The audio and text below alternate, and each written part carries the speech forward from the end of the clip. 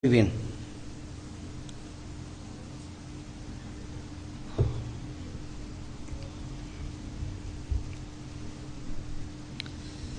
Más de alguna vez he mencionado que una de las preocupaciones que tenemos todos los que predicamos, todos los que tenemos el servicio de la palabra, es encontrar el tema, es encontrar el alimento que nosotros necesitamos. Todos los que tenemos esta función, así lo entiendo yo, así lo aprendí yo y así lo he vivido yo, buscamos constantemente un tema que nos sirva de inspiración y que sirva de alimento espiritual necesario para enfrentar la semana, o bien para escuchar palabras de vida que nos permitan discernir lo que fue nuestra semana. A veces uno en el día sábado, uno se encuentra con esas palabras de consuelo, de apoyo, que nos permiten ver con mayor claridad lo que fue la semana que ya transcurrió.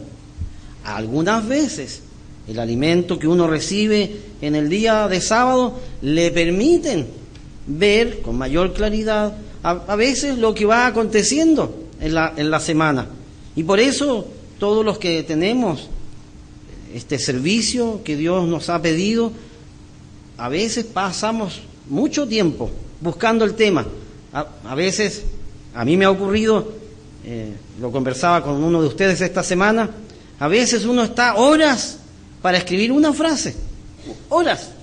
Y a veces pasan horas también y uno no escribe nada. Está con la mente allí, como decimos, en blanco. Pero ya cuando uno encuentra el tema, ya las cosas se desarrollan rápidamente. A veces uno se sienta y escribe y hojas y hojas en un momento. Pero también a veces uno está bastante tiempo dedicado buscando el tema. Cada día sábado es el momento de la semana en donde podemos concentrar nuestras mentes en los temas esenciales, o bien reenfocar nuestras mentes y corazones en aquellas cuestiones que trascienden nuestras vidas físicas. La Escritura menciona no una vez, sino varias veces que lo físico, por muy esplendoroso que sea, es efímero. Por muy tremendo que sea un país, una empresa, eso la Escritura menciona que tiene una vida efímera, y de hecho lo describe como vanidad. Aquí en Primera de Juan 2:15, la Escritura trae a colación esto.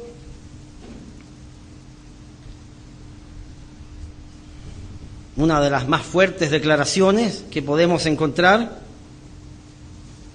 en donde Juan, por inspiración, le estaba diciendo a los hermanos, y en consecuencia uno siente que estas palabras le llegan a uno en estos tiempos.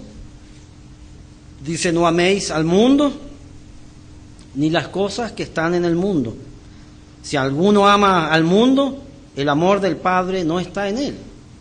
Porque todo lo que hay en el mundo, los deseos de la carne, los deseos de los ojos y la vanagloria de la vida, no proviene del Padre, sino del mundo. Y aquí el verso 17 trae esta declaración tan impactante: el mundo pasa, las cosas pasan, y sus deseos. Pero, dice aquí, el que hace la voluntad de Dios permanece para siempre. Es una tremenda verdad en donde se comparan, ¿verdad?, estas dos formas de vida prácticamente. El mundo va a tener término, las cosas que hay en el mundo van a tener término, pero las promesas que están hechas para los que aman a Dios, para los que hacen su voluntad, es la vida eterna. Y la vida eterna en sí mismo lleva esa impronta, esa marca. No va a pasar, va a permanecer por siempre. Y por eso en el día sábado la idea es que nos enfrentemos o nos concentremos en las cosas realmente importantes que tiene la vida. Las cosas realmente importantes que tiene la vida, las cosas esenciales de esta vida, es que esta vida tiene un futuro para todos aquellos que quieren hacer la voluntad de Dios.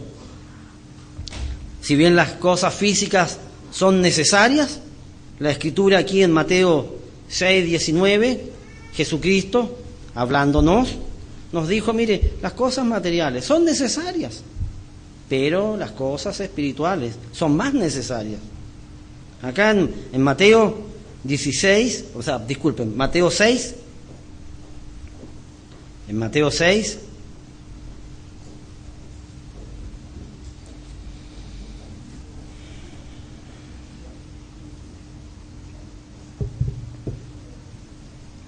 en el verso 19, la Escritura dice, no os hagáis tesoros en la tierra.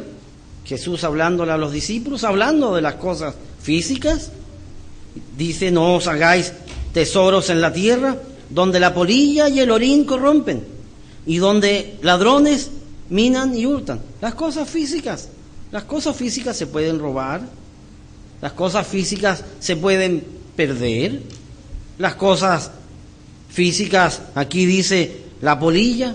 ¿Han visto lo que pasa cuando a las telas entra la polilla? A veces hay dibujos animados que han mostrado eso, ¿verdad? Se muestra un terno y uno se lo quiere poner y las costuras se caen y ya no se puede usar el terno. De hecho, hay dibujos donde traen que uno se pone el terno y desaparece, ¿verdad? La polilla tiene esa característica o esa función, se come la tela. Y por eso aquí Jesús estaba diciendo, mire, las cosas físicas pasan. Por muy grande que sean las cosas físicas, por muy grandes que logren ser, eso pasa. Y dice, y el orín corrompen. Dice aquí Jesús, dice, sino haceos tesoros en el cielo. Tesoros en el cielo. En donde dice, donde ni la polilla ni el orín corrompen, y donde ladrones no minan ni hurtan. Uno piensa en la espiritualidad. ¿Alguien le puede robar la espiritualidad a uno? Bueno, se puede obstruir la espiritualidad, pero no robar la espiritualidad. Dice y Jesús, diciendo entonces los intereses, dice, porque donde esté vuestro tesoro, allí estará también vuestro corazón. En el día sábado, la idea es que enfrentemos estas cuestiones esenciales de la vida. Cuestiones esenciales que nos pueden hacer entender y mejorar nuestras vidas desde el punto de vista espiritual. Ahí está la clave. Jesús, aquí en el mismo capítulo 6 de Mateo, nos dijo que si buscamos las cosas esenciales de la vida, Dios por añadidura nos entrega las cosas físicas. No a la inversa. Esto no se da en sentido inverso, ¿verdad? Partiendo por las cosas físicas, uno no llega a las cosas espirituales. No es así, es al revés. Partiendo por lo espiritual, Dios entrega lo físico. Acá en Mateo 6:25,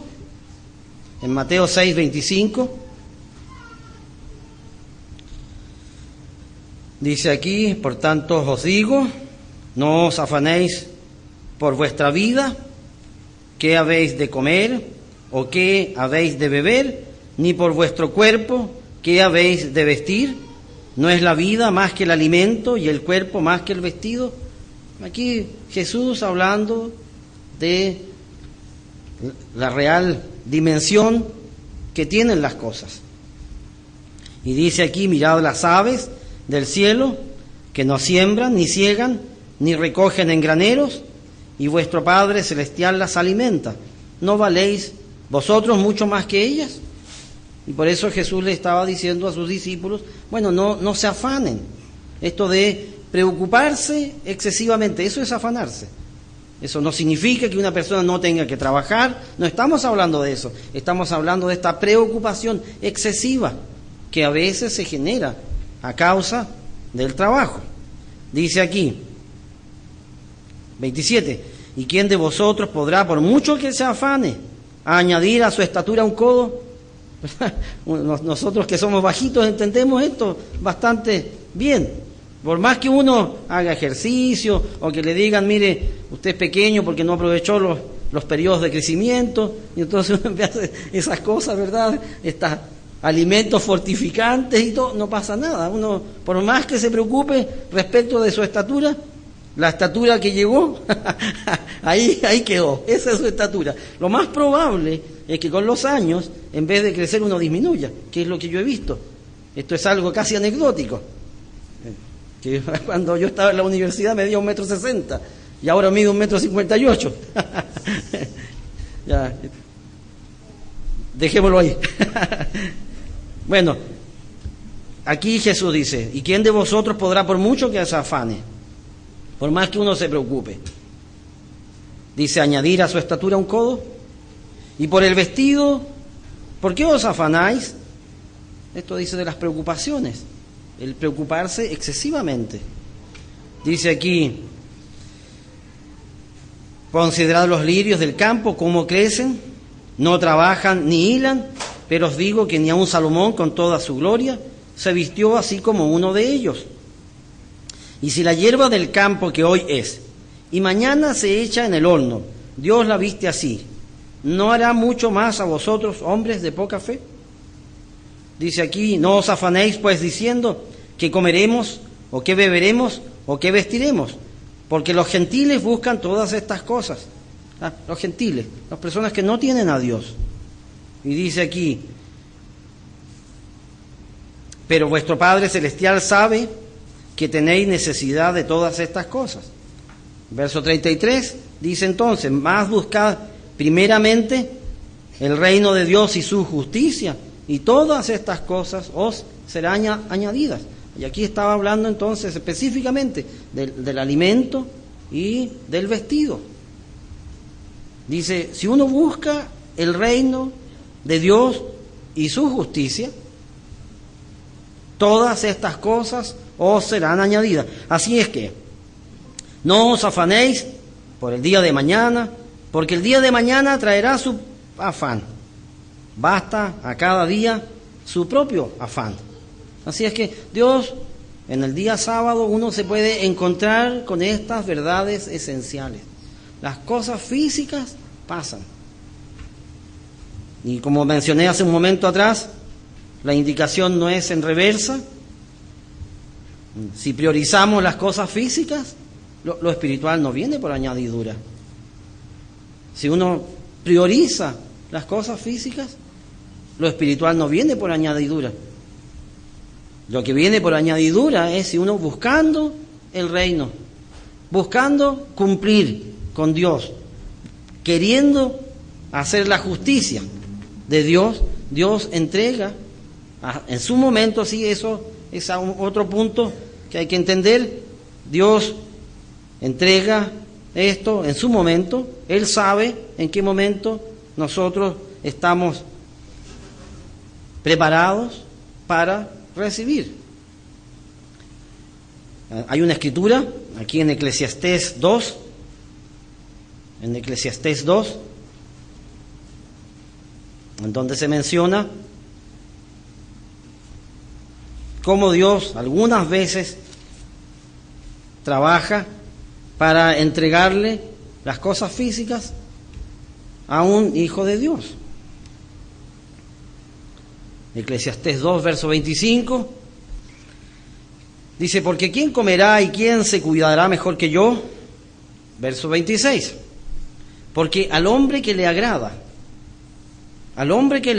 Dios le da sabiduría, ciencia y gozo, mas al pecador da el trabajo de recoger y amontonar. ¿Para qué? Dice, para darlo al que agrada a Dios. ¿Se fijan? A veces suele suceder que las personas del mundo son las que trabajan y Dios después arregla estas cosas.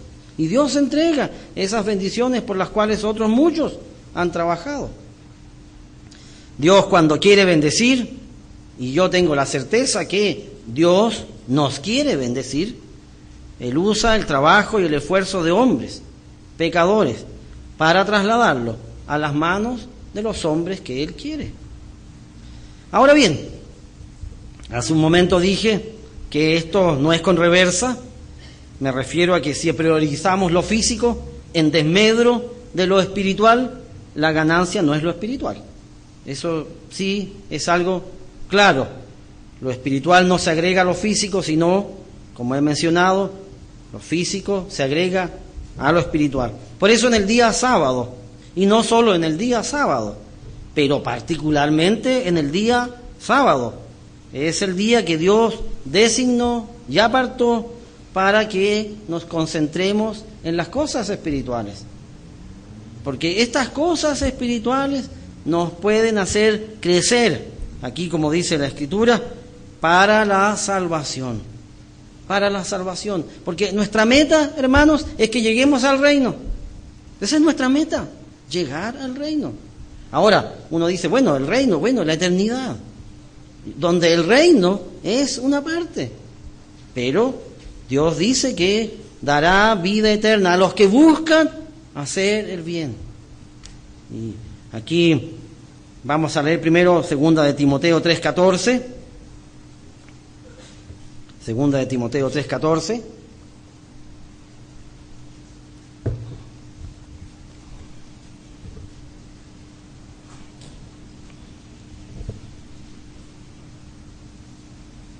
Las Escrituras tienen ese poder perfeccionador siempre y cuando nosotros nos dejemos perfeccionar por esas palabras de vida.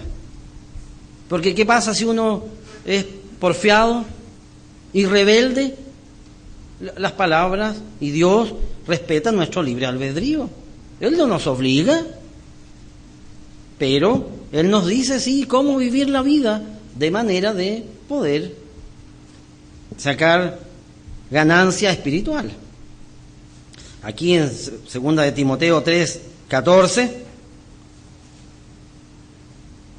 nos dice, pero persiste tú en lo que has aprendido. Esto fue lo que Pablo le dijo a Timoteo. Persiste tú en lo que has aprendido y te persuadiste, sabiendo de quién has aprendido y que desde la niñez has sabido las sagradas Escrituras, las cuales te pueden hacer sabio para la salvación por la fe que es en Cristo Jesús. Toda la Escritura es inspirada por Dios y útil para enseñar, para redarguir, para corregir, para instruir en justicia, a fin de que el hombre de Dios sea perfecto, enteramente preparado para toda buena obra. Así es que en los días sábados nos encontramos con esta palabra de vida. Esta palabra de vida que nos puede dar esa sabiduría para alcanzar la salvación, a fin de que cada uno de los que esté aquí, de los que escuchemos, seamos perfeccionados en nuestro carácter para toda buena obra. Como mencioné, la Escritura tiene ese poder, o bien puede ejercer ese poder perfeccionador si nos dejamos guiar y corregir. Si no nos dejamos guiar y corregir, ¿podremos crecer? Si no nos dejamos guiar y corregir, ¿podremos crecer? Quizás uno pueda llegar a saber las cosas, pero eso no implica por sí solo crecer. Crecer en el crecimiento desde el punto de vista espiritual tiene que ver más bien con los frutos espirituales de amor y verdad que logremos producir. Si hacemos nuestro esfuerzo por dejar que Dios trabaje con nuestras vidas, tarde o temprano cosecharemos los frutos de lo que haya sido nuestra siembra espiritual. Pablo explica este punto aquí en Gálatas 6, verso 7.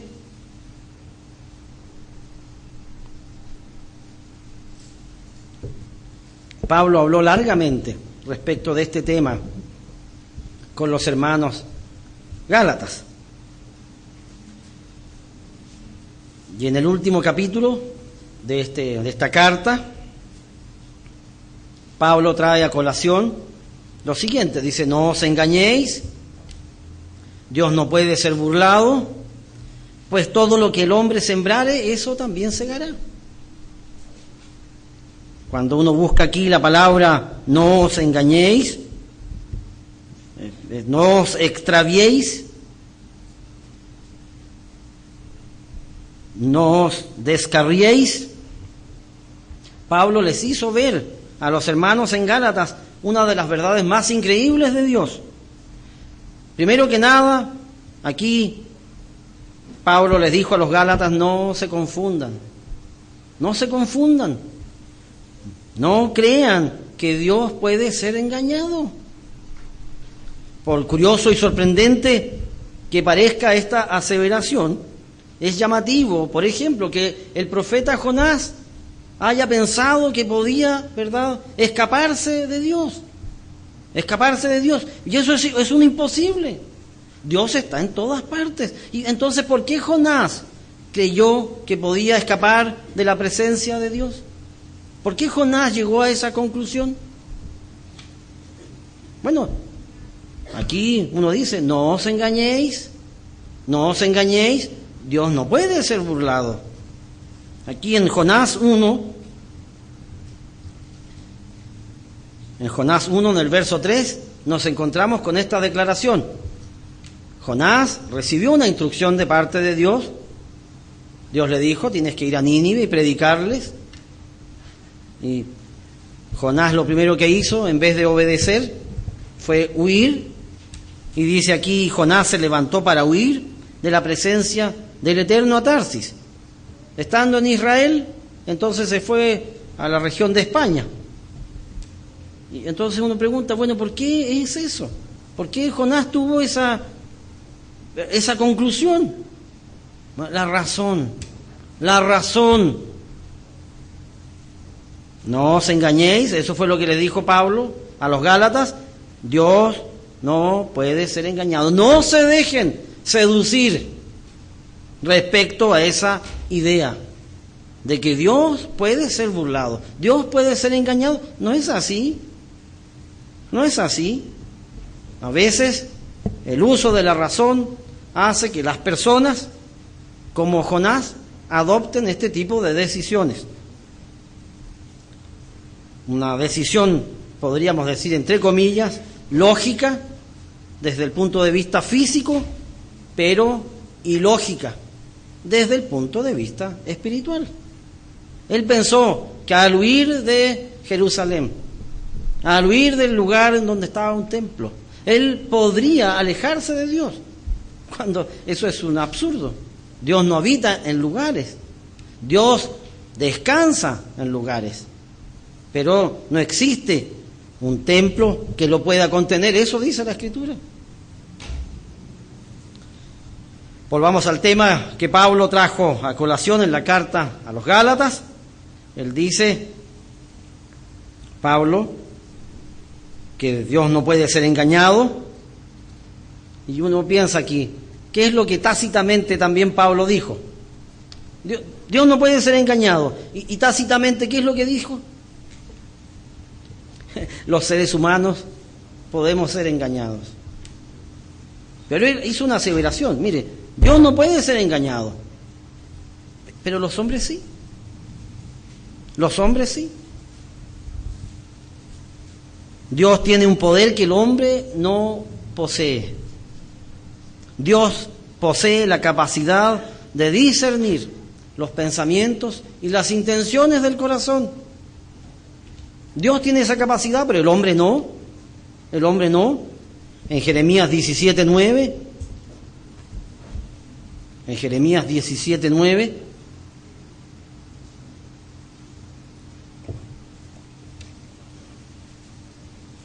Por inspiración el profeta trae a colación uno de los temas. Engañoso es el corazón, más que todas las cosas, y perverso, ¿quién lo conocerá? Esa es la pregunta. Y por inspiración el profeta contesta: yo, el Eterno, que escudriño la mente, que pruebo el corazón, para dar a cada uno según su camino, según el fruto de sus obras. Dios no puede ser burlado, debido a que Dios tiene ese poder para saber lo que hay dentro del corazón de cada uno. Los seres humanos no tenemos esa capacidad. Por más experiencia que uno tenga al respecto, uno logra conocer de las personas lo que las personas quieren mostrar. Lo que las personas quieren mostrar. Si la persona no se sincera y no muestra lo que hay dentro, uno no tiene la capacidad para saber exactamente lo que hay dentro.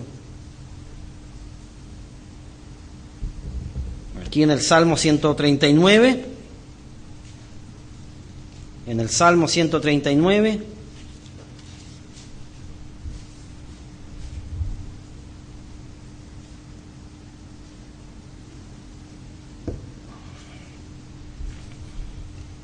David habla de esto. Él declara lo siguiente, dice: oh Eterno, tú me has examinado y conocido. David lo está diciendo a Dios. Dice: tú has conocido mi sentarme y mi levantarme, has entendido desde lejos mis pensamientos, has escudriñado mi andar y mi reposo, y todos mis caminos te son conocidos. ¿Ves? Es lo que estaba diciéndole Pablo a los Gálatas. Dios nos conoce, Dios sabe exactamente lo que nosotros hacemos.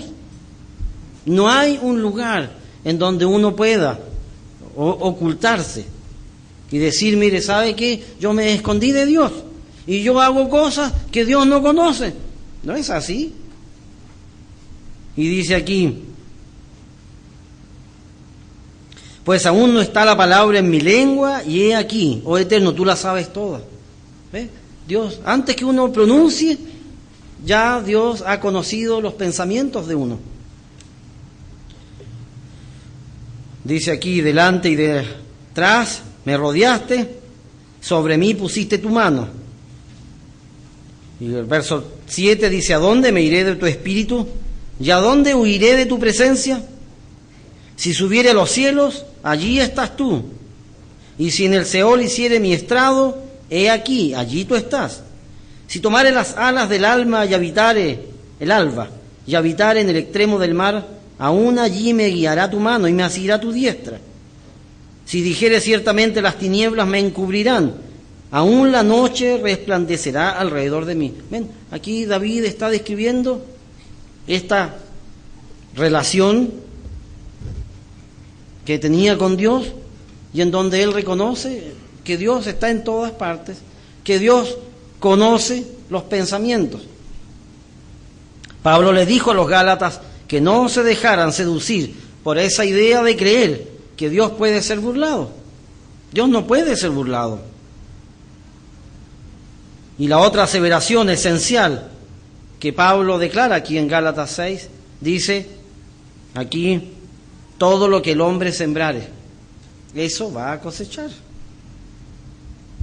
Jesús dijo también esto en Mateo 7. Dice: por los frutos los conoceréis. ¿Acaso se recogen uvas de los espinos o higos de los abrojos? Esta analogía de la siembra y la cosecha hay que ver que tiene gran similitud con la vida espiritual. Lo he mencionado muchas veces delante en este lugar. Las analogías agrarias se reiteran en las Escrituras muchas veces. A veces he pensado resumir todas las Escrituras agrarias que hay. Es increíble la cantidad de analogías que hay al respecto. Y por eso, cada vez que viajo al sur, y hacia el sur uno se encuentra con grandes plantaciones. En particular, me recordaba cuando regresé y antes, cuando llegué a Temuco, por el norte, a izquierda y derecha uno se encuentra con plantaciones de trigo, grandes plantaciones de trigo.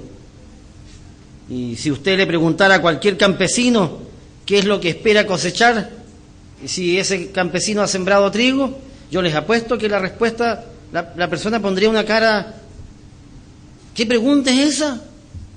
¿Qué pregunta es esa? ¿Cómo que qué voy a cosechar si yo sembré trigo? Bueno, lo lógico, si yo siembro trigo, es que coseche trigo. Y lo lógico es que si yo siembro papas, coseche papas. Ningún agricultor encontraría lógico si yo preguntara: mire, usted sembró papas, ¿usted esperaría encontrar trigo? Eso es un absurdo. Y por eso la analogía que Pablo trae a colación dice: mire, todo lo que el hombre sembrare, eso va a cosechar. No se engañen, no piensen que va a ser distinto. Y de hecho, dice aquí, vayamos a Gálatas 6, Pablo sigue con la idea y le sigue insistiendo a los Gálatas: mire, si usted sembró para la carne, ¿qué espera cosechar? Dice aquí, en el verso 8,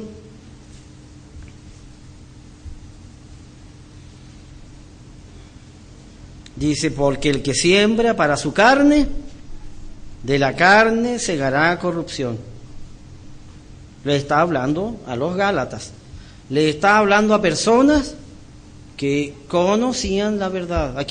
Esto no era un tema desconocido. Se le está hablando a hombres que reconocen en lo espiritual el tema en cuestión. Le dice aquí Pablo a los Gálatas: porque el que siembra para su carne, de la carne segará corrupción, mas el que siembra para el Espíritu, del Espíritu segará vida eterna.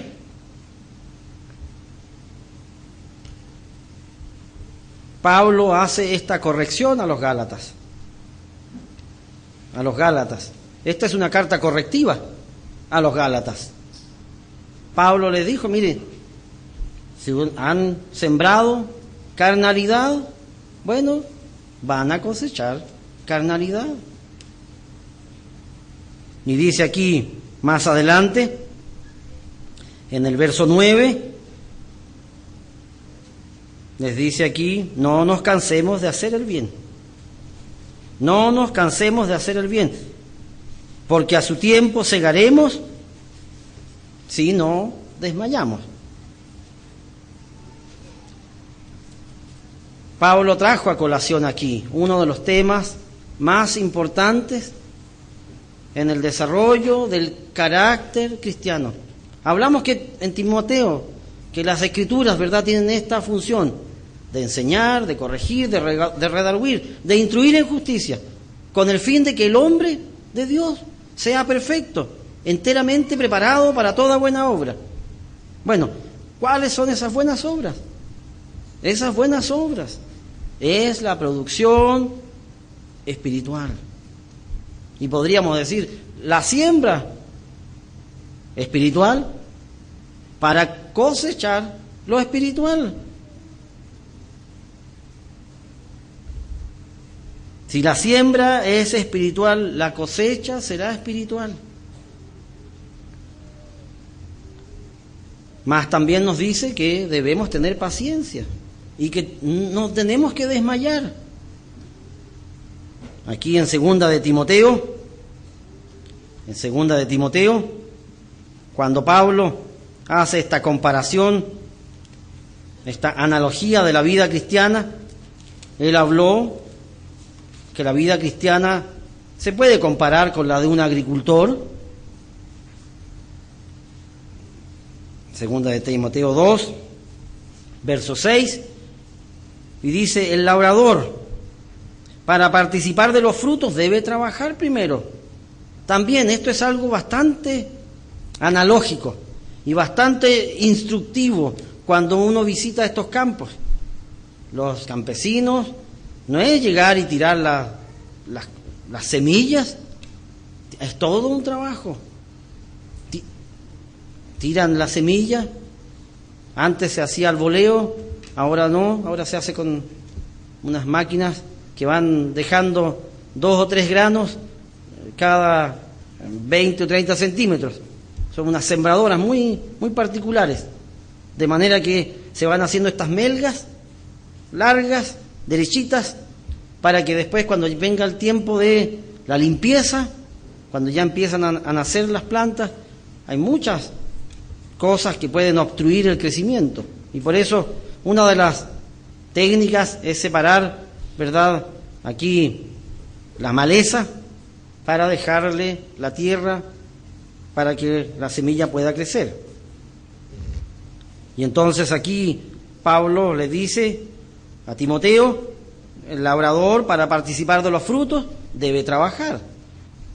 Y si uno sigue con la analogía, bueno, en sentido espiritual también. Si bien es cierto, los frutos espirituales son dones, ¿verdad? Cuando nos han impuesto manos, el Espíritu Santo produce en nosotros amor, gozo, paz, paciencia, benignidad, bondad, fe, mansedumbre y templanza. Más también hay que trabajar en estos dones para que estos dones produzcan fruto. Y requieren de nuestra parte trabajo, esfuerzo espiritual para desarrollarlos a través del tiempo. La producción espiritual requiere de nosotros trabajo espiritual. Y este trabajo no debe mermar con el tiempo. El trabajo espiritual requiere de la paciencia y la perseverancia del agricultor. Y Pablo le dijo a los Gálatas, no nos cansemos de hacer el bien, porque a su tiempo cosecharemos. Aquí en Romanos 2, en el verso 6,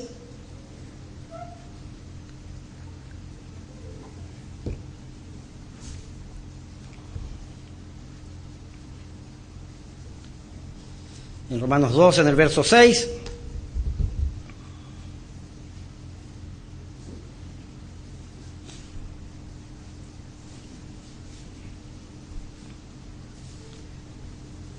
Pablo, por inspiración a los hermanos que estaban en Roma, nos dijo, el cual pagará a cada uno conforme a sus obras, hablando de Dios.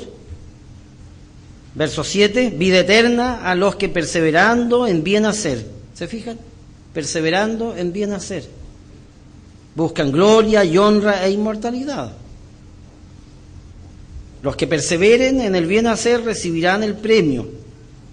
Y Dios usa innumerables maneras para explicarnos cómo crecer y desarrollar nuestra producción espiritual. Una de estas analogías de cómo desarrollar nuestra producción espiritual la encontramos en Isaías. En Isaías 5, en el verso 1, es interesante lo que la Escritura dice aquí, cuando uno hace el análisis de la analogía. Dice aquí, Isaías 5:1,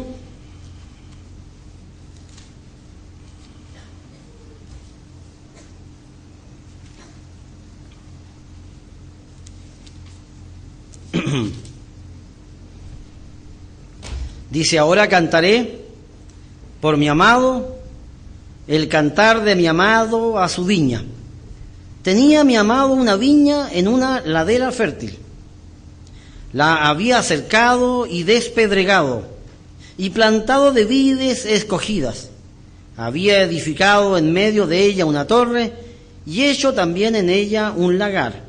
Y esperaba que diese uvas, y dio uvas silvestres. Aquí esta es la analogía de la viña. La viña es el pueblo de Dios, es Israel. En particular, en este caso, Isaías predicó a la casa de Judá. Uno puede extrapolar entonces esta analogía a nosotros mismos.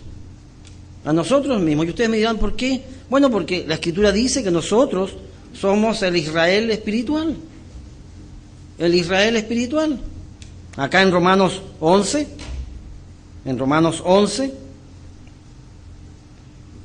está esta aseveración: nosotros los gentiles hemos sido injertados en el olivo natural que es Israel. Así es que todo lo que estamos aquí conformamos parte del Israel espiritual. Y entonces esta analogía de la viña nos llega a nosotros. Nos llega a nosotros. Vayamos a Romanos 11:11. La Escritura dice: digo pues, ¿han tropezado los de Israel para que cayesen? En ninguna manera, pero por su transgresión vino la salvación a los gentiles. Bueno, Dios tenía un plan preparado, Él arregló las cosas, de manera que nosotros fuimos injertados. Dice aquí: y si su transgresión es la riqueza del mundo, y su defección la riqueza de los gentiles, ¿cuánto más su plena restauración? Hablando en el futuro. Porque a vosotros hablo, gentiles, por cuanto yo soy apóstol a los gentiles, honro mi ministerio. Aquí Pablo fue enviado a predicarle a los gentiles y por eso él es el apóstol a los gentiles. En el reino, él va a estar a cargo de nosotros. Eso es lo que nosotros entendemos. Pablo va a estar a cargo de nosotros. Dice: por si en alguna manera pueda provocar a celos a los de mi sangre y hacer salvos a algunos de ellos. Dice: porque si su exclusión es la reconciliación del mundo, ¿qué será su admisión? Sino vida de entre los muertos. Si las primicias son santas, también lo es la masa restante. Y si la raíz es santa, también lo son las ramas.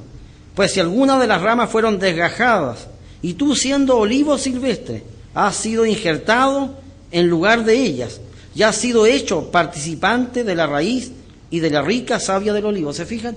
Los gentiles fuimos injertados, y por eso nosotros nos reconocemos como el Israel espiritual. Así es que volvamos aquí a Isaías 5, podemos entonces entender: la viña espiritual somos nosotros, los que hemos alcanzado los fines de los siglos. Dios se presenta en Isaías con una esperanza. La esperanza era que si trabajaba con esa viña, si la despedregaba, esa viña daría el buen fruto espiritual que Dios esperaba. Dios pensaba así. Dijo: yo tengo mi viña en una ladera fértil. Uno ya empieza a pensar, no era una tierra infértil. Hay campos, hay lugares aquí en Chile en donde uno lo que siembre y haga lo que haga, esa tierra no va a producir. No va a producir. Sin embargo, hay otros lugares aquí en Chile en donde uno lo que tira en tierra, brota. Realmente aquí Chile es un país privilegiado. La tierra tiene esa característica, esas sales, en donde a mí me sorprende aquí en Santiago de Chile, lo que uno siembre se da. Lo que uno siembre se da. Hay tanta abundancia. Aquí hay árboles que a mí me sorprenden. A veces uno no valora lo que tiene. Aquí uno ve árboles con frutos que se caen de maduro y ahí se pierden. Hay otros lugares en donde no pasa eso, pero acá sí. Y entonces aquí uno empieza a pensar, ¿dónde tenía Dios su viña? En una ladera fértil. En una ladera fértil. Y Dios, ¿qué dice? Mire, despedregué esa ladera fértil. Y aquí uno piensa, uno de los grandes problemas que tienen las plantas para sobrevivir son las piedras. Son las piedras. Uno de los grandes problemas que tienen las plantas para sobrevivir son las piedras.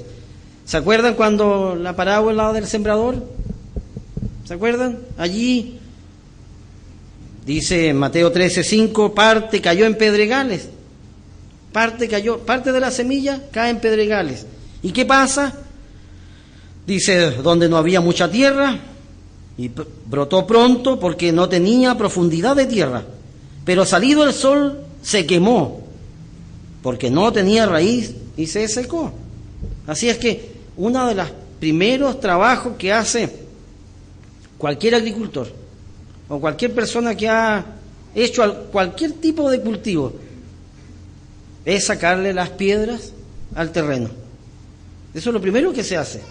Si no se le sacan las piedras, el trabajo se vuelve, ¿cómo podríamos decirlo? Frustrante. ¿Por qué? Porque el sol calienta las piedras y hace que la planta se queme. Y por eso, cuando ustedes vean o cuando vayan por estos campos, van a ver el mundo con otros ojos. Van a poder ver por qué las piedras están separadas.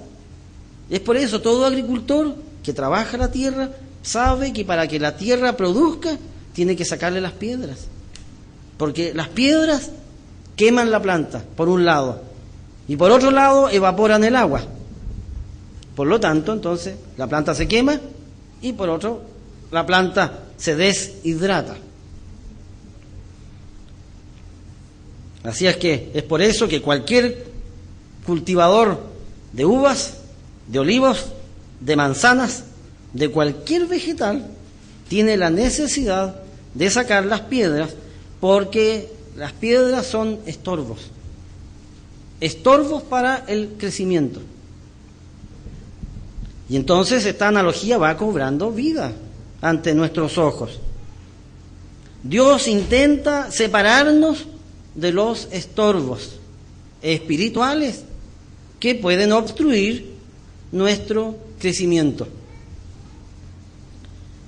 Los estorbos espirituales deben ser retirados para que la planta se fortalezca y pueda nutrirse adecuadamente.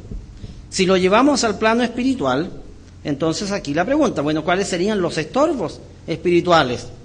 ¿Cuáles serían los estorbos espirituales? La palabra estorbo aparece una vez en el Antiguo Testamento y una vez en el Nuevo Testamento. En el Antiguo Testamento aparece en Ezequiel 33:12. En Ezequiel 33:12.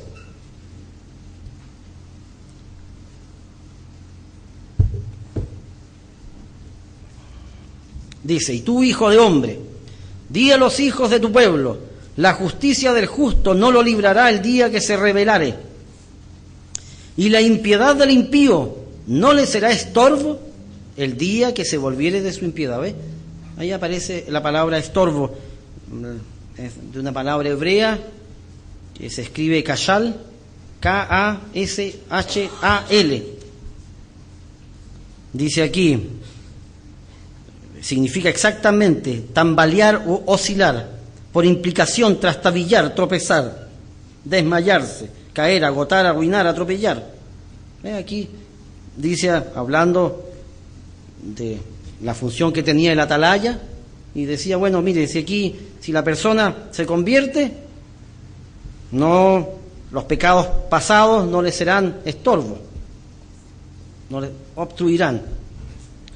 Y dice aquí en el Nuevo Testamento, la palabra estorbo aparece en Primera de Pedro 3:7.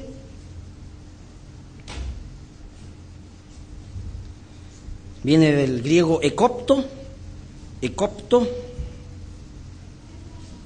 E-K-K-O-P-T-O, en donde se menciona, dice, vosotros maridos igualmente vivid con ellas sabiamente, dando honor a la mujer como a vaso más frágil y como a coherederas de la gracia de la vida, para que vuestras oraciones no tengan estorbo. Ahora bien, aparece en las Escrituras la palabra estorbar también.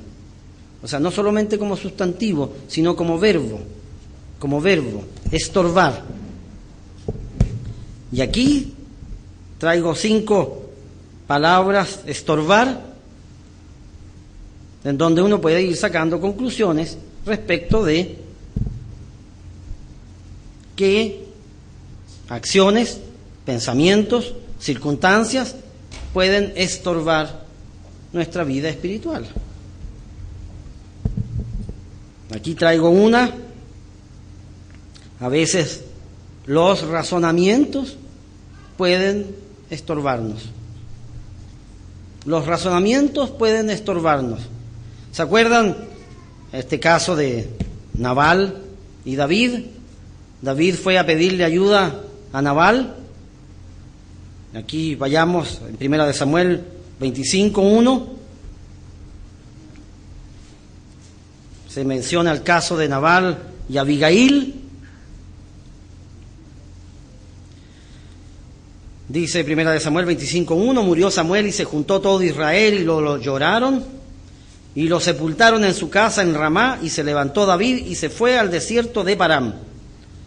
Y en Maón había un hombre que tenía su hacienda en Carmel, el cual era muy rico y tenía 3,000 ovejas y 1,000 cabras. Cuando estuvimos en Temuco hacíamos el análisis, ¿verdad?, de que esta era una tremenda hacienda. 3,000 ovejas. ¿Cuánto vale una oveja? Cada vez que voy a Temuco me acuerdo de este tema, no sé por qué será. Pero, ¿cuánto vale una oveja? ¿40? 1,000 ovejas por 40,000, es una cifra tremenda, tremenda. Y 1,000 cabras. No sé cuánto vale una cabra, pero igual, también es una tremenda hacienda. Y dice, y aconteció que estaba esquilando sus ovejas en Carmel. El día de la esquila es prácticamente una fiesta en los campos. Es una fiesta en los campos. Y por lo tanto, en esos días, no solamente se esquilan las ovejas, sino que también se comen varias ovejas. Eso es lo que tradicionalmente, hasta el día de hoy, en los campos chilenos, eso es lo que ocurre. Se matan animales, se comen animales, es una fiesta. Y dice aquí, verso 3, y aquel varón se llamaba Nabal, y su mujer Abigail era aquella mujer de buen entendimiento y de hermosa apariencia, pero el hombre era duro y de malas obras, y era del linaje de Caleb. Y oyó David en el desierto que Nabal esquilaba sus ovejas, y entonces David le fue a pedir ayuda y cooperación a Nabal, y Nabal no quiso entregarle ni ayuda ni cooperación. De hecho lo ofende y le dice, mira, ¿sabes qué? Todos los días huyen personas de delante de los que están a cargo de los reyes, y no por eso uno tiene que salir y ayudarlos. Y entonces David dijo, bueno, las ofensas se pagan con ofensas, y aquí David estaba decidido a vengarse de Nabal, de ir y tomar podríamos decir, tomar venganza por su propia mano. Y Abigail, al escuchar esto, va e intercede. Y aquí entonces en el verso 18 dice, entonces Abigail tomó luego 200 panes, 2 cueros de vino, 5 ovejas guisadas, 5 medidas de grano tostado, 100 racimos de uvas pasas y 200 panes de higos secos, y lo cargó todo en asnos. Y dijo a sus criados, id delante de mí, y yo seguiré luego. Y nada declaró a su marido Nabal. Y montando un asno, descendió por una parte secreta del monte, y he aquí David y sus hombres venían frente a ella, y ella les salió al encuentro. Y David había dicho, ciertamente en vano he guardado todo lo que éste tiene en el desierto, sin que nada le haya faltado de todo cuanto es suyo, y él me ha vuelto mal por bien. Así haga Dios a los enemigos de David, y aún le añada, que de aquí a mañana, de todo lo que fuere suyo, no he de dejar con vida ni un varón. Así es que David partió con la intención, aquí no de manifestarle su descontento a Nabal, sino de ir y matar a Nabal. Y entonces dice aquí, y cuando Abigail vio a David, se bajó prontamente del asno, y postrándose sobre su rostro delante de David, se inclinó a tierra y se echó a sus pies y dijo, Señor mío, sobre mí sea el pecado, mas te ruego que permitas que tu sierva hable a tus oídos, y escucha las palabras de tu sierva. No haga caso ahora mi señor de ese hombre perverso de Nabal, porque conforme a su Nabal así es. Él se llama Nabal, y la insensatez está con él. Mas yo, tu sierva, no vi a los jóvenes que tú enviaste. Y dice aquí, y yo te ruego que perdones a tu sierva esta ofensa, pues el Eterno de cierto hará casa estable a mi señor, por cuanto mi señor pelea las batallas del Eterno, y mal no se ha hallado en ti y en tus días. Y aunque alguien se haya levantado para perseguirte y atentar contra tu vida con toda la vida de mi señor, será ligado en el haz de los que viven delante del Eterno tu Dios, y él arrojará la vida de tus enemigos, como de en medio de la palma de una onda. Y entonces dice aquí el verso 32, y David dijo a Abigail, bendito sea el Eterno Dios de Israel, que te envió para que hoy me encontrases. Y bendito sea tu razonamiento, y bendita tú, que me has estorbado hoy, de ir a derramar sangre y a vengarme por mi propia mano. Porque vive el Eterno Dios de Israel, que me ha defendido de hacerte mal, que si no te hubieras dado prisa en venir a mi encuentro, he aquí, a mañana, no le hubiera quedado con vida a Nabal ni un varón. Aquí aparece la palabra estorbar. Estorbar. Los razonamientos. En el buen sentido, aplicados de buena manera, aquí vemos que David fue estorbado de hacer el mal. Pero a veces, la razón nos juega malas pasadas. A veces las iniquidades estorban el bien. Aquí en Jeremías 5:20,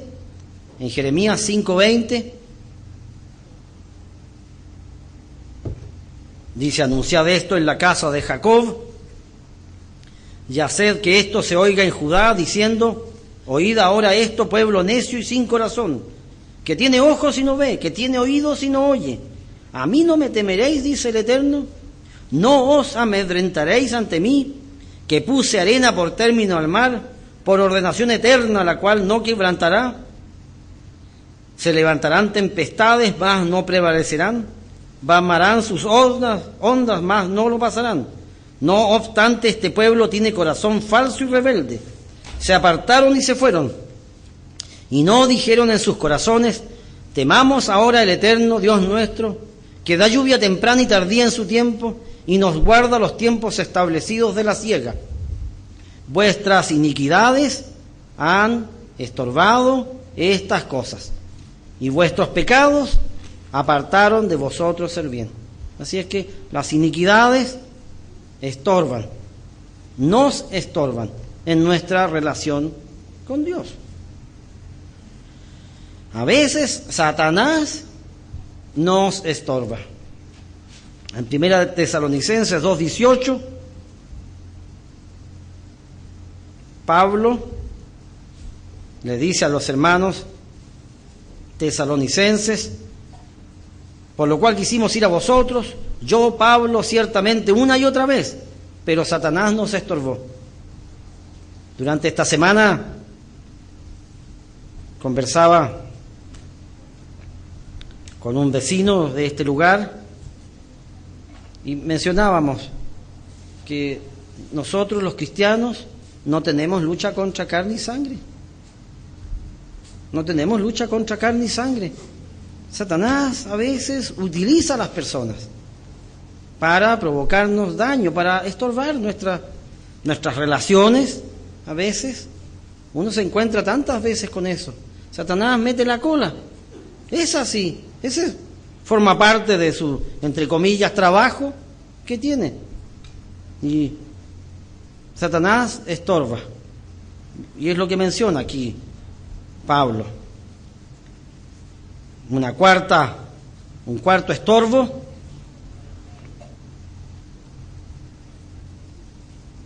a veces son las raíces de amargura.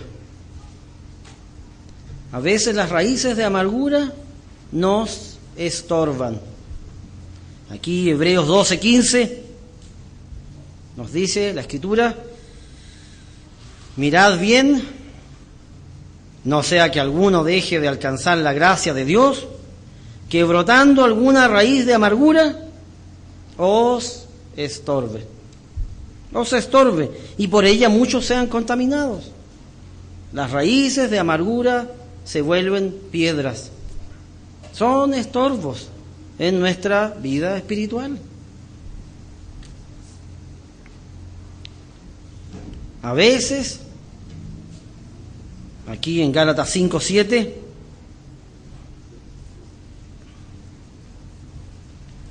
Pablo le pregunta a los hermanos en Gálatas: ¿vosotros corríais bien? ¿Quién os estorbó para no obedecer a la verdad? ¿Quién os estorbó para no obedecer a la verdad? Esta persuasión no procede de aquel que os llama. El verso 9 dice: un poco de levadura leuda toda la masa. Los pecados, las raíces de amargura, las iniquidades, los malos razonamientos, a veces se convierten en piedras que hacen que nuestro crecimiento se vea estorbado. Dios intenta, al igual que con el olivo escogido de Israel, Dios intenta sacar las piedras que pueden resultar ser estorbos espirituales. Pero uno debe hacer su parte también. Hemos reflexionado en el pasado esta analogía de la viña, pero para que la analogía sea perfecta, uno debe permitir a Dios que Dios obre un milagro en nuestras vidas. Aquí en esta analogía la viña no objeta el trabajo del viñador, ¿verdad? Porque la viña está allí plantadita y todo, y el viñador trabaja alrededor de la viña. Pero en nuestro caso particular, nosotros sí podemos rechazar el trabajo que Dios hace con nosotros. Es lo que pregunté en un principio. ¿Qué pasa si uno es rebelde? ¿Qué pasa si uno es porfiado? ¿Qué pasa si uno es orgulloso? ¿Qué pasa si uno no doblega la cerviz? ¿Qué pasa allí? Dios respeta nuestro libre albedrío. Dios respeta nuestras decisiones. La analogía del olivo cobra aún más valor cuando pensamos que Dios tiene expectativas con nosotros. ¿Se acuerdan lo que decía Isaías 5? Dios trabaja con la viña, le saca las piedras, cava alrededor de ella y piensa, ¿verdad?, que al final de temporada va a haber una producción de aquí olivas seleccionadas. Pero lo que pasó con Israel fue que Israel no produjo olivas seleccionadas, sino que produjo olivos silvestres. Pero Él espera que nosotros produzcamos olivos seleccionados. Aquí en Lucas 13 hay una parábola de Jesucristo en esto de la paciencia que tiene Dios con nosotros. Dios tiene paciencia con nosotros. Uno piensa, gracias a Dios, Dios tiene paciencia con nosotros, porque a veces uno llega a estas conclusiones, ¿verdad? No sé ustedes, pero yo sí llego a veces uno dice, mire, no he avanzado todo lo que tengo que avanzar, no he crecido todo lo que tengo que crecer. Bueno, en Lucas 13, verso 6, Jesús dijo también esta parábola. Tenía un hombre una higuera plantada en su viña y vino a buscar fruto en ella y no lo halló. Y vino el viñador: he aquí, hace 3 años que vengo a buscar fruto en esta higuera y no la hallo. Córtala. ¿Para qué inutiliza también la tierra? Los viñadores producen viñas. La higuera no pertenece al cultivo de las viñas. Era una viña que tenía otro producto, higos. El higo se usaba para muchas cosas en Israel, ya lo mencionamos hace un momento atrás, ¿se acuerdan? Abigail le llevó tortas de pasas, tortas de higos, ¿sí?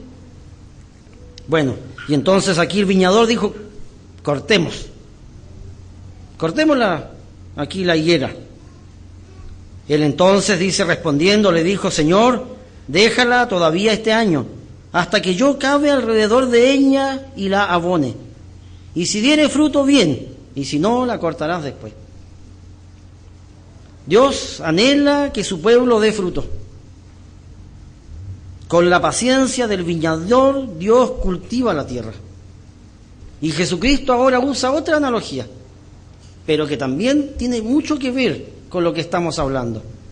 En el Antiguo Testamento vimos, Dios saca las piedras, ¿verdad?, en una ladera fértil. Y ahora Jesucristo usa la expresión, cavaré alrededor de ella. Cavar alrededor de ella. Es muy analógico. Esto en el campo se llama aporcar. Aporcar. Si no me equivoco, ¿verdad? Pero así me lo enseñaron a mí. Y se deja incluso, se hace como una tacita alrededor de la planta, para que pueda entonces conservar el agua. Para eso se hace. Y dice aquí, y la abonaré. O sea, no es solamente sacar las piedras, hacerle la tacita para que conserve el agua, sino que además el uso de fertilizantes, diríamos ahora. Aquí, cuando dice, y la abonaré, viene del griego copría, que justamente es eso, viene de copros, de majada, de muladar. Se usaban las fecas de los animales para lograr el abono. Ahora usaríamos fertilizantes, salitre, triple fosfato, no sé, tantas cosas. En esta analogía Dios muestra lo misericordioso que es Dios con la higuera. Dios hace su parte con la higuera. Le facilita la vida, la abona, cava alrededor de ella para que pueda retener el agua y le da tiempo. Un año más. Aquí vemos que el viñador lo que quería era cortar, ¿verdad?, la higuera para sembrar allí, porque dice, ¿para qué inutiliza la tierra? ¿Por qué dice eso? ¿Para qué inutiliza la tierra? Cambiémoslo, sembremos una viña, hagamos que esto produzca.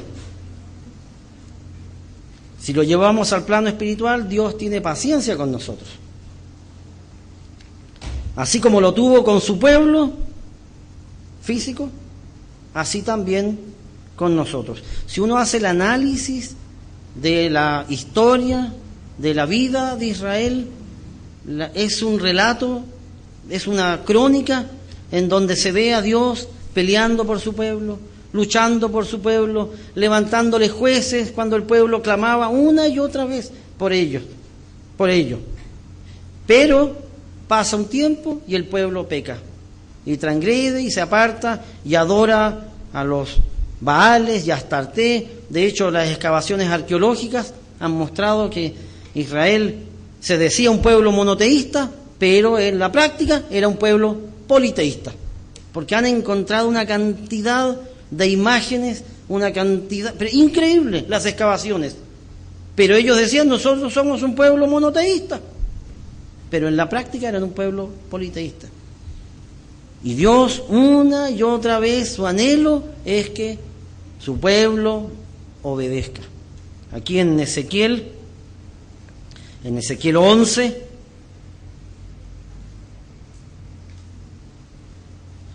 Dios dice, al final del camino, miren, este pueblo va a tener un corazón nuevo. Yo les voy a dar un corazón nuevo para que por fin estos rebeldes me obedezcan. El anhelo de Dios. Dice aquí, di por tanto, Ezequiel 11, verso 17,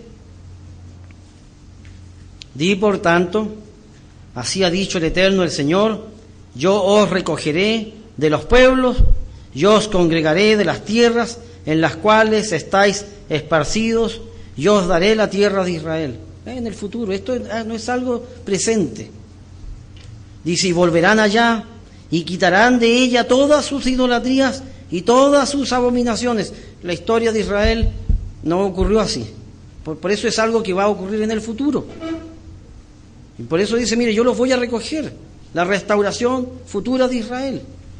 Dice el verso 19, y les daré un corazón y un espíritu nuevo pondré dentro de ellos.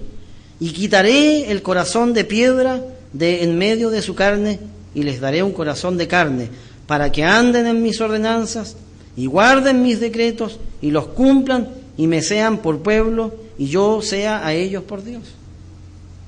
Dios anheló que su pueblo Israel le sirviera a Él. Así también Dios espera de nosotros que nosotros, el Israel espiritual, produzcamos los frutos espirituales que Él nos da. La parábola de las minas, la parábola de los talentos, declara esto una y otra vez. Dios tiene paciencia con nosotros. Dios está cavando alrededor nuestro. Ha hecho esa tacita, ¿verdad? Para que nosotros conservemos el agua. Sin agua, la tierra puede ser excelente, pero sin agua no produce nada. El agua es la fuente de la vida. Y por eso Dios cava alrededor nuestro. Y antes de ello ha sacado las piedras para que nosotros podamos sobrevivir espiritualmente. Y también nos ha abonado la tierra. Nos ha puesto fertilizante para que nosotros crezcamos. La analogía de la viña, de los talentos, de los frutos, tienen algo en común. Dios espera de nosotros. Dios tiene una expectativa con nosotros. Dios anhela que nosotros lleguemos al reino. ¿Han pensado alguna vez distinto? ¿Usted cree que Dios nos llamó para dejarnos botados? ¿Es como un juego, como dicen algunos contrarios a las leyes y a Dios, que dicen que Dios juega con nosotros? ¿Ha pensado eso? ¿Dios juega con nosotros? ¿Dios nos llamó, nos abrió el entendimiento para jugar con nosotros? No. Él quiere que nosotros lleguemos, que nosotros alcancemos la meta. Y por eso Él tiene paciencia con nosotros. ¿Qué es lo que tenemos que hacer con nuestras viñas particulares? Todos debemos trabajar nuestras viñas espirituales, de manera que la viña produzca fruto. Debemos aporcar la tierra espiritual, debemos sacar las piedras espirituales. Todos en algún momento hemos tenido que convivir con estos estorbos. Y uno tiene que luchar contra estas circunstancias que puedan apocar nuestra vida espiritual. La vida de ninguno es distinta a la de otro. Vivimos distintas circunstancias, por supuesto. Pero al final del día, las vidas espirituales, las luchas espirituales son las mismas. No tenemos lucha contra carne y sangre, sino contra huestes espirituales de maldad. Satanás estorba nuestras vidas. Y a veces nosotros mismos estorbamos nuestras vidas espirituales. A veces nuestras raíces de amargura no nos permiten avanzar. Y por eso debemos sacar las piedras espirituales. A veces uno necesita orar más. A veces uno necesita ayunar más. A veces uno necesita reflexionar más. Debemos sacar de nuestra vida todo aquello que pueda servirnos de tropiezo espiritual. Debemos luchar contra esas raíces de amargura. Todo aquello que pueda obstaculizar nuestra vida espiritual, debemos luchar contra eso. En 2 de Corintios 13, 5.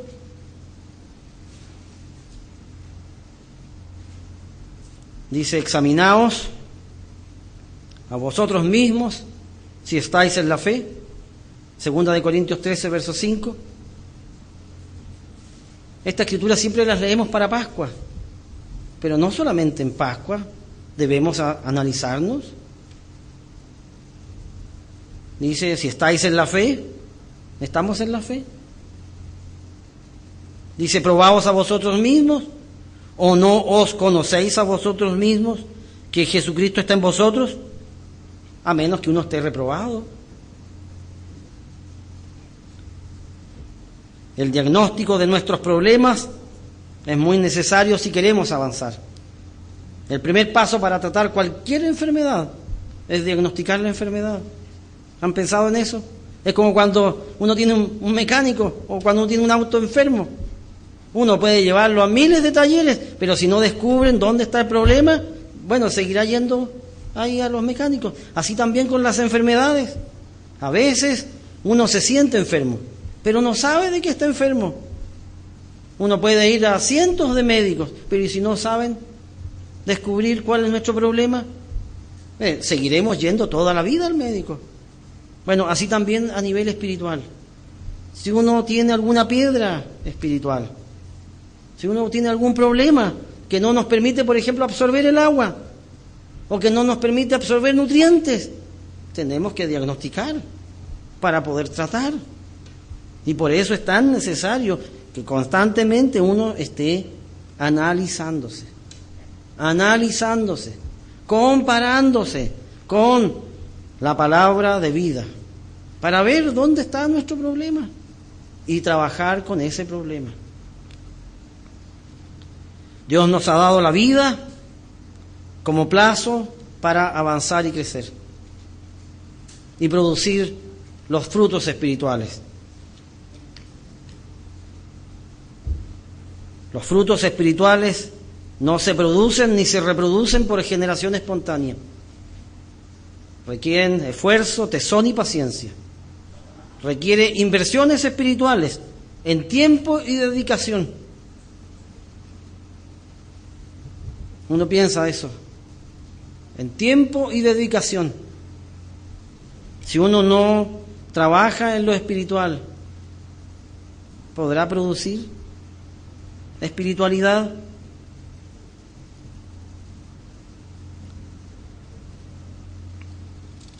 Eso es lo que Pablo les dijo a los Gálatas.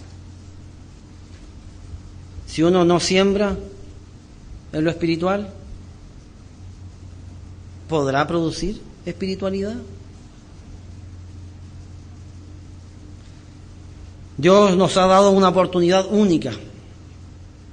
Uno piensa en Chile o en el mundo. ¿Cuántas personas conocen estas verdades? ¿Cuántas personas conocen este camino? Hay personas que jamás han escuchado hablar de este mensaje. ¿Van a creer ustedes? Cuando estuvimos en Temuco, una dama dijo, jamás había escuchado hablar de la fiesta de tabernáculos. ¡Nunca!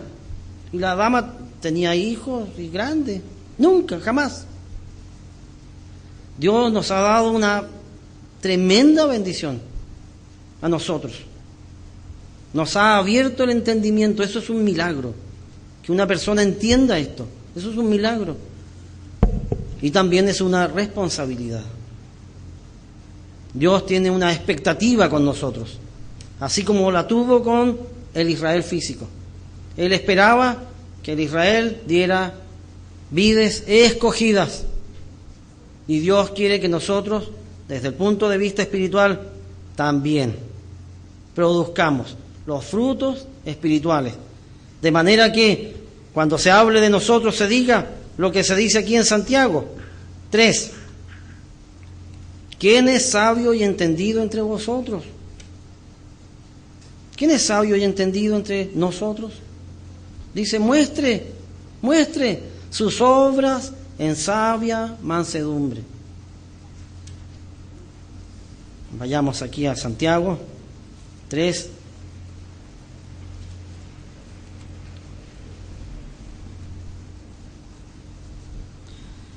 Santiago 3:13 dice: quien es sabio y entendido entre vosotros, muestre por la buena conducta sus obras en sabia mansedumbre.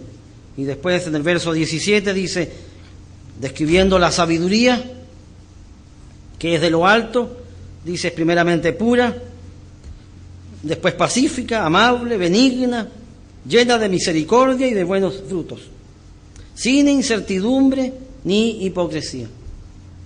Dios espera eso de nosotros, que nuestras vidas muestren estos buenos frutos en sabia mansedumbre. Igual que la vid, igual que la higuera, Dios espera de nosotros. Si hacemos nuestro trabajo, el tiempo está a favor nuestro. Pero si no hacemos lo que tenemos que hacer, el tiempo juega en contra a nosotros. Quiera Dios no soltarnos de su mano para que con la ayuda y la corrección de Él podamos crecer y avanzar un día más en este camino que, como decía don Mario, un día más en nuestras vidas es un día menos hacia el reino. Que tengan todos ustedes una buena semana.